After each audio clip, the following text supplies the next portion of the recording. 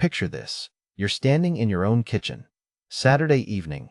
The table you built yourself, oak, hand-planed, took you 3 weekends, is set for 8. Your wife's friends are there, wine glasses clinking, laughter. You're refilling the water pitcher because nobody else thinks to. And then your wife turns to you, right there in front of everyone, and says, "I decide who I spend time with, Frank. You don't get a say." Her friends, Vivian, Karen, Janet, they actually cheer. Not loud. That polite, wine-fueled, you go girl kind of clapping, like she just scored a point in a game I didn't know we were playing. I set the pitcher down, looked at her. 33 years of marriage sitting between us on that oak table.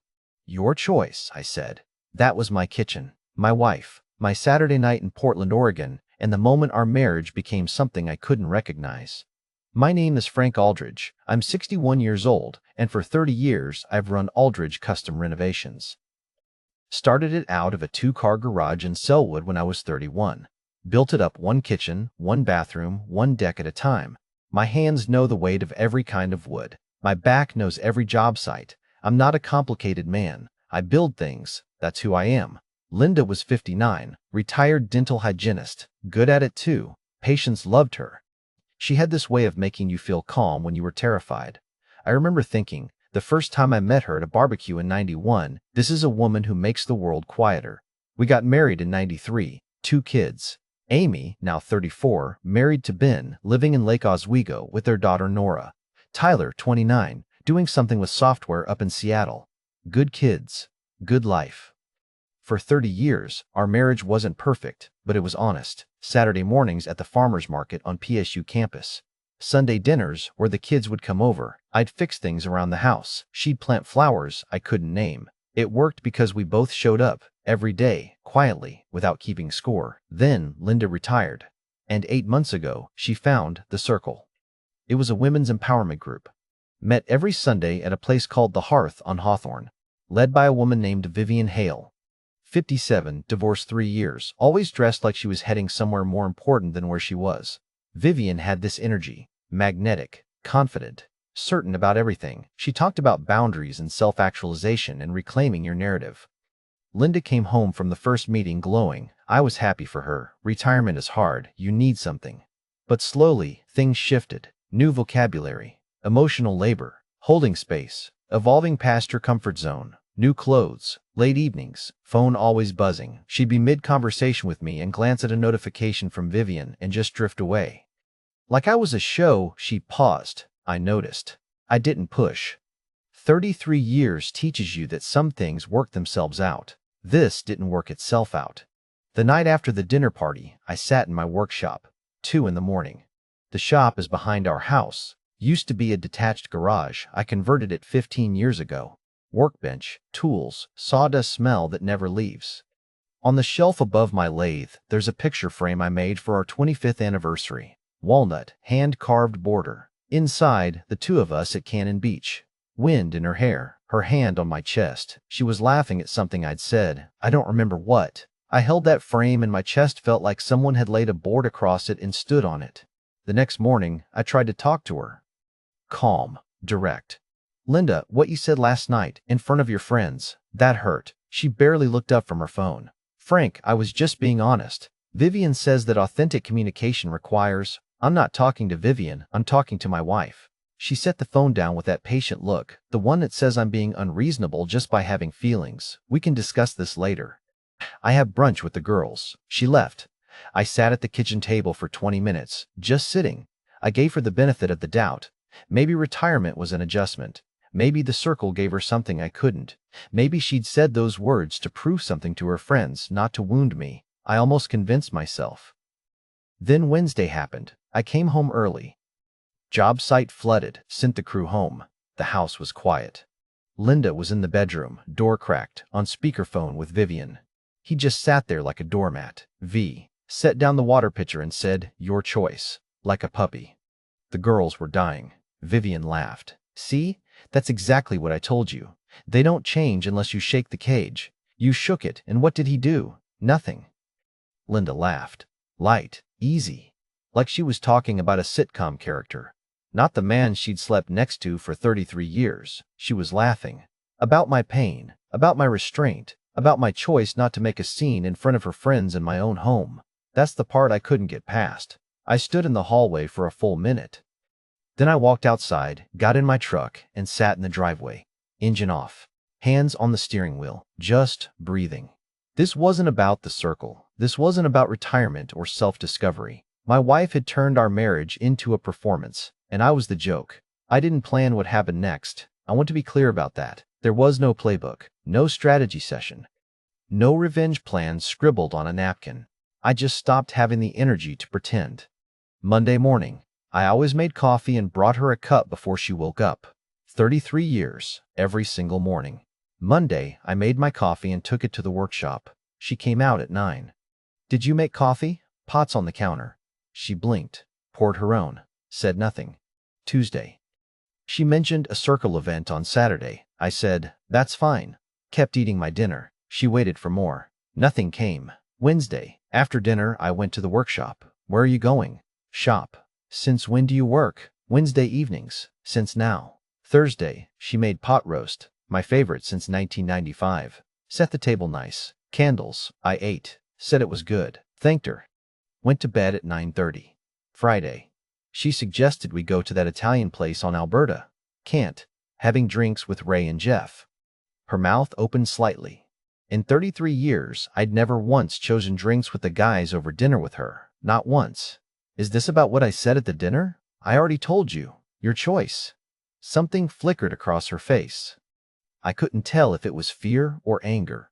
Maybe both. Later that night, I passed by her phone on the kitchen counter. Face up. A text notification from Vivian. He's having a tantrum. Give it a week. They always come crawling back. I picked up my coffee, walked to the garage, didn't react. Not because I was being strategic, because I had nothing left to react with. Here's the thing about 33 years.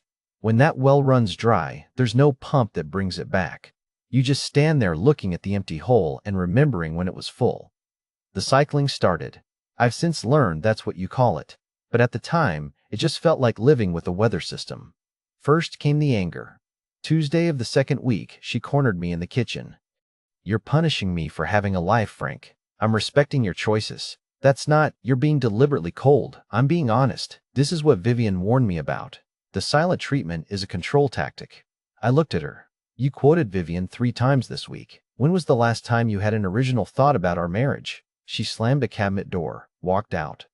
Then came niceness. Sunday morning, she appeared in the workshop doorway with 2 mugs, set one on my bench, touched my shoulder. I miss this. I miss us. I looked at her. For a second, I saw the woman from Cannon Beach, the one who made the world quieter. I almost said something real. Her phone buzzed. Vivian. I watched her eyes dart to the screen. Her thumb twitched. You should answer that. She did.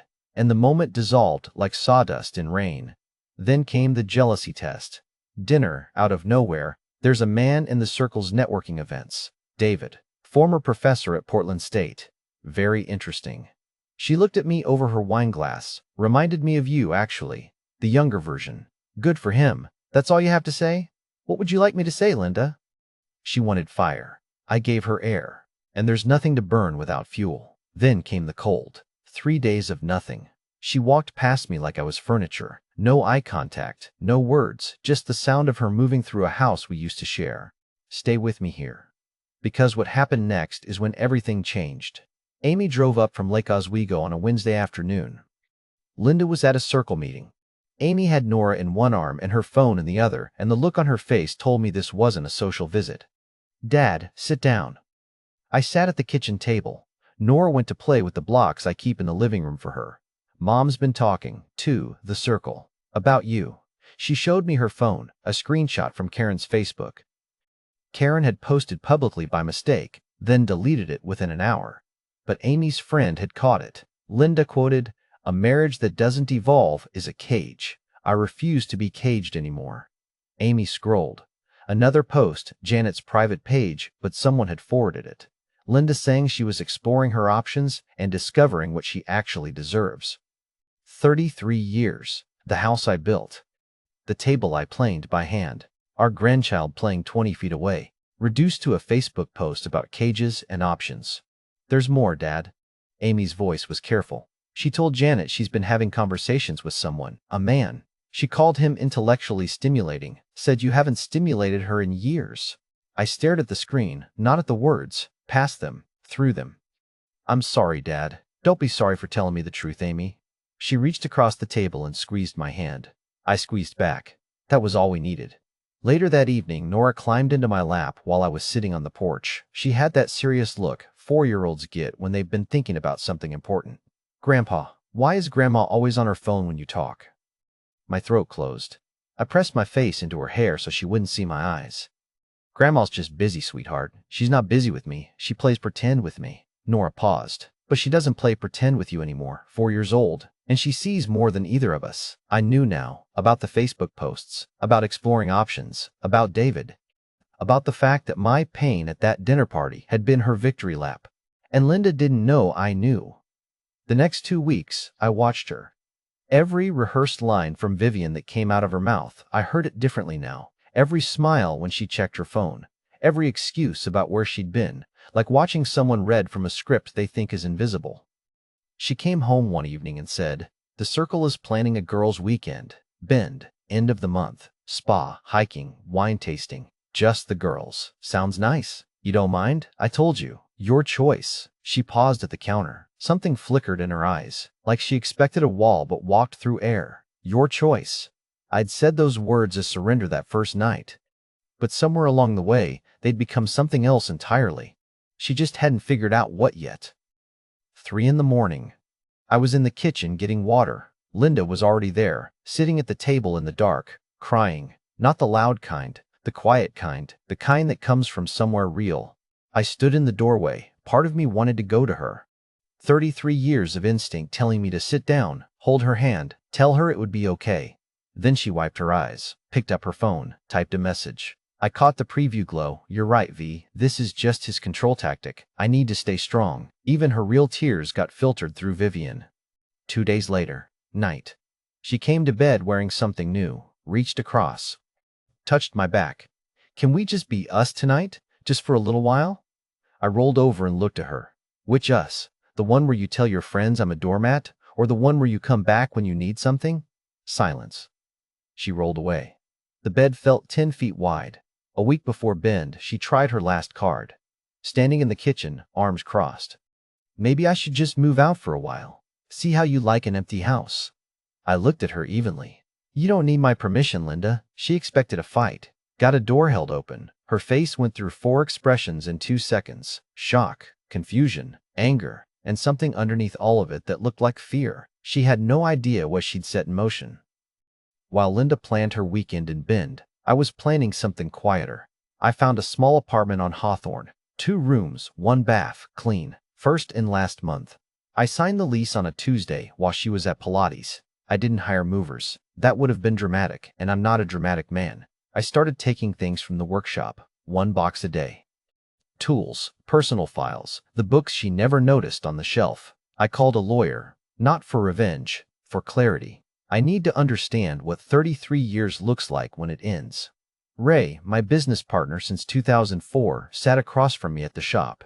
You sure about this, Frank? I'm sure about what I can't keep living with. He nodded, poured me another coffee without asking. Ray's good like that. Knows when to talk and when to just sit. My hands were doing something strange, shaking, just barely.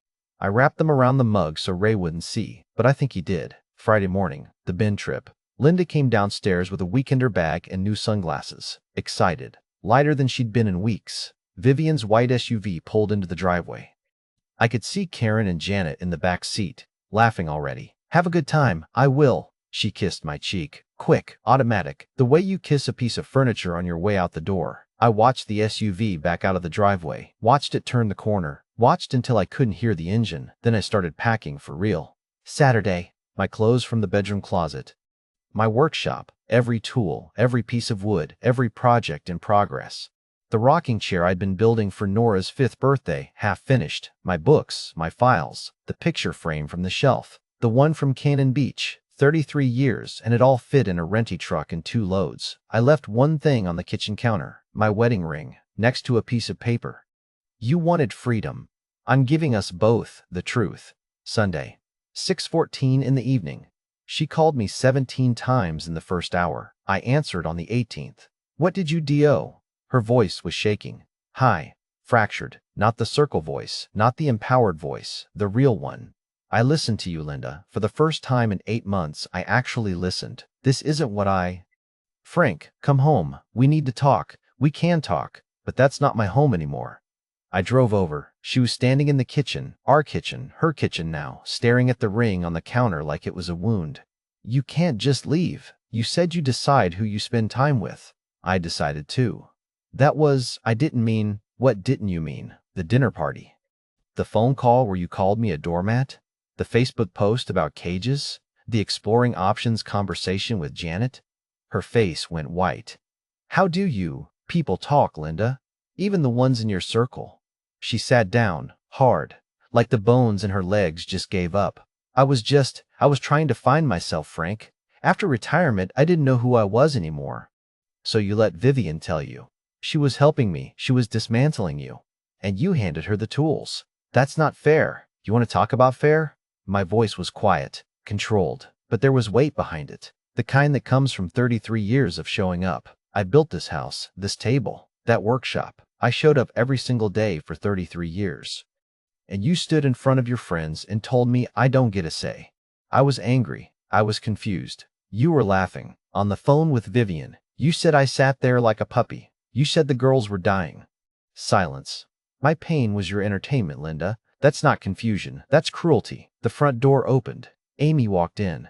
I'd called her earlier. Mom, I need you to hear something. Amy sat down across from Linda and pulled out her phone. Messages from Janet, who'd quietly left the circle 2 months ago after her own marriage collapsed. Vivian coached Janet through her divorce. Same playbook. Reclaim your narrative. Shake the cage. Janet's marriage of 25 years, gone. Karen's too, last year. 20 years. Amy's voice was steady, but her eyes were wet. She collects broken marriages, Mom. That's what she does. She couldn't save her own, so she destroys everyone else's.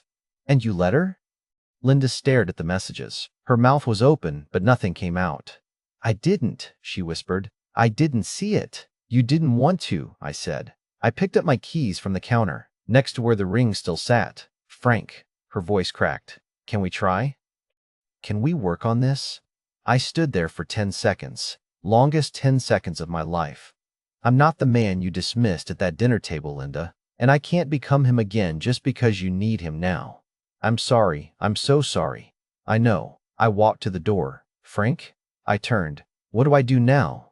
I looked at her. Really looked. Not with anger, not with revenge, just honesty. You figure out who you are without someone telling you who to be.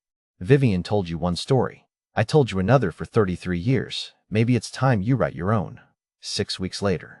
The apartment on Hawthorne is small. 2 rooms, 1 bath. The workshop I rented near Powell's smells like fresh pine and old machinery. Simple.